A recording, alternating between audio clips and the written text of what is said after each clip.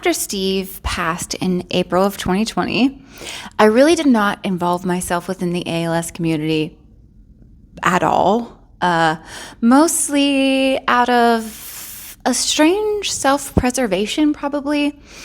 I just felt so traumatized by the whole experience of caregiving and of just ALS, because it's horrible.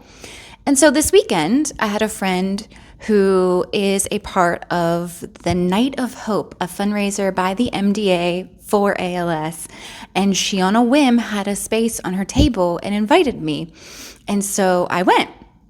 It was my first time back in the ALS community, and I did cry. I also felt so in the right spot. You know that feeling. I know you know that feeling where you just know you're supposed to be where you are. And it made me realize that I am ready to be back in that community. Beyond that, though, it made me really tap into the concept of hope again. My name's Hope.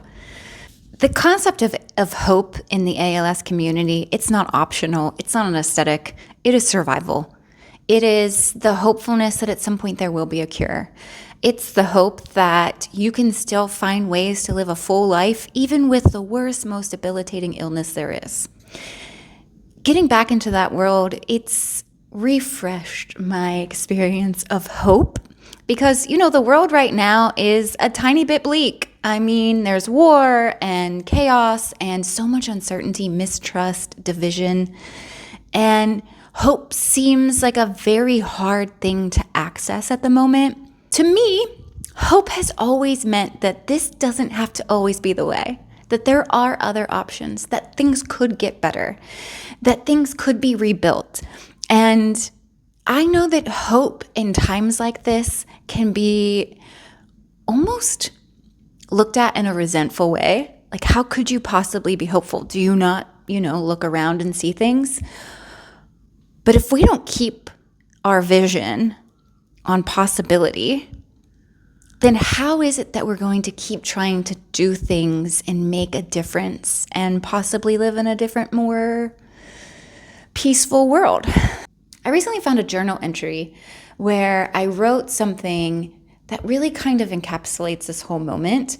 And I said, my hopefulness and my faith in myself grows when I remind myself that every time I'm in a position of, I feel like life's going to break me, on the other side of that, somehow it expands me.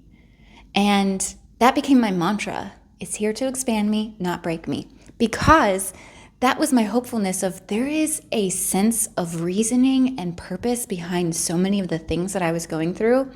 And thankfully, there is enough evidence to prove that was true, because I would go through a bunch of things and it was really hard and tested me to my very limits. And then on the other side, I would see me being prepared for something, me having an opportunity to help the right person because I just went through it, me feeling stronger, me feeling more patient, more hopeful, more resilient. Hope is not bypassing. Hope is not being delusional.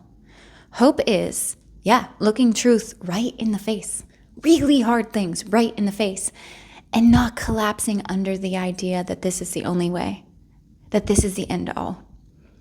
And if we don't keep accessing that hope, then we're not going to be motivated to keep going and keep rebuilding and keep trying. And being back in the ALS community, boy, it reminded me of that resiliency of just keeping that hopefulness in the center. That, hey, is this really bad right now? You betcha.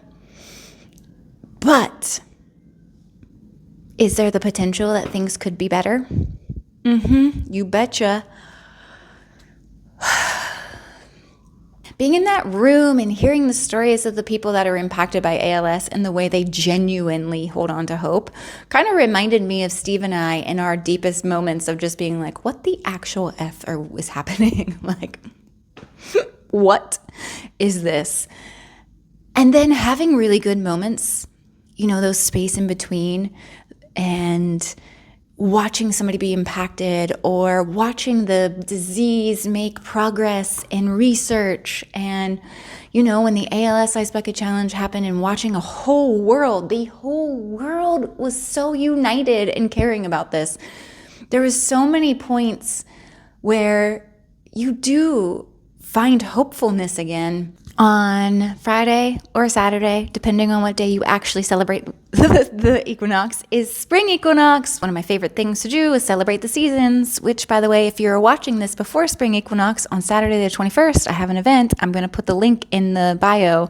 It's all about accessing spring energy. It's my favorite thing to do. Co-create with the earth. Hope from earth. Spring always reminds me of hope. Winter, everything looks bleak and dead, but really there is life happening under the earth. And then almost without any sort of drama or fanfare, suddenly life comes back. On my way to the gala on Saturday, I recognized that I hadn't been outside for that whole week because I had been busy inside working and doing all kinds of things. And I saw all the trees come back to life. And life really just does return like that in the spring. Just one day, the tree has 0 buds. The next day, green, lush, or pink if it's a cherry blossom. The magnolias are in bloom. Like, so much is alive right now, and hope is basically alive in me again. It's a full circle moment. I'm filming this on St. Patrick's Day, just a few weeks prior to Steve's anniversary of his death, which will be 6 years this April. And it really is interesting that it took me a full 6 years almost since Steve's passed to be able to even think about working in the ALS community again.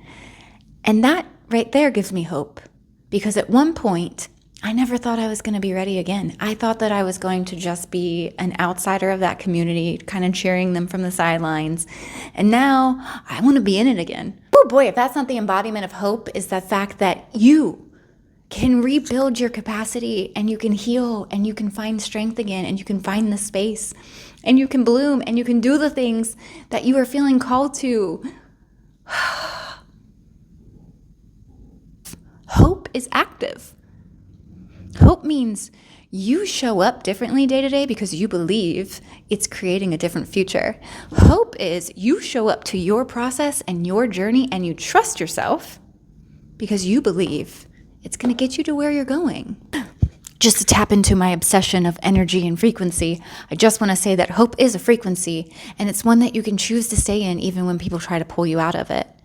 Where you choose to believe in people and believe in life and believe that no matter how bleak everything seems, that there is a chance that things could come back to life. Hope was spoken into my veins as a child. Truly, I am the embodiment of hope. I really am. And I forget it sometimes. And so I'm thankful that I had the courage to go to my first ALS event post-Steve. And I'm thankful for the warm welcoming and the way in which I trust the yes in my body that led me to full faith, know that I was supposed to be there. And of course, I'm thankful it was called the Night of Hope because it really reminded me hope is still there. Hope is still my mission. Hope is still there. And there. And there. And there. And there too. Over there. Over here. Over here. It's everywhere, really. It's also contagious. It's very contagious. Being in rooms with people who are hopeful, having conversations with people who are hopeful. So hopefully I have spread some of that onto you. Tap into the people that are accessing hope. And if you can be one of those that raises the vibes in the room, I know that so many things seem so woo, energy, woo, frequency, woo, hope, woo, possibility. But truthfully, it's actually really grounding. It's really what grounds you. And really, if you pay attention to the energy that you're occupying, the energy that you bring into a space, and the way that you can shift the energy in a room, then I think you understand exactly what I'm saying when I say being hopeful in times where it doesn't seem to make sense to be hopeful is the most important time to be hopeful. I keep pulling people to that frequency. That's what I'm trying to do right now, right? All right, well, I hope this resonates in some way. We filmed this in front of the Hope energy. Hope. Hope, hope, hope.